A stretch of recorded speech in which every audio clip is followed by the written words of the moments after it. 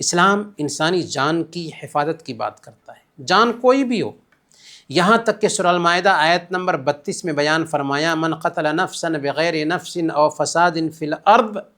فکأنما قتل الناس جمیعا، جس انسان نے کسی انسان کو کسی خون کے بدلے یا زمین میں فساد مچانے کے علاوہ قتل کر دیا تو مانو وہ ساری انسانیت کا قاتل، بے قصور انسان کو چاہے اس کا دھرم کچھ بھی رہے قتل کر دیتا ہے، وہ ساری انسانیت کا قاتل ٹھہرتا ہے۔ ومن احیاہا فکأنما احیا الناس جمیعا، اور جس نے کسی انسان کی جان بچائی گویا اس نے تمام انسانوں کی جان بچائی۔ آپ راستے سے گزر رہے تھے، ایکسیڈنٹ ہو گیا، ایک انسان روڈ پہ گرا ہوا ہے، لوگ دیکھتے رہتے ہیں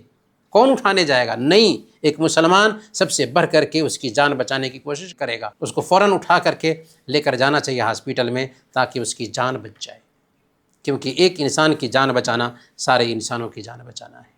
اور ایک انسان کو قتل کرنا ساری انسانیت کو قتل کرنے کے جیسے ہے۔ اور اللہ کے نبی صلی اللہ علیہ وسلم نے صحیح بخاری کی روایت کے مطابق بیان فرمایا، جس آدمی نے کسی غیر مسلم کو جو اسلامی حکومت میں ایگریمنٹ کے ساتھ رہتا تھا قتل کر دیتا ہے تو قیامت کے دن جنت کی خوشبو بھی نہیں پائے گا۔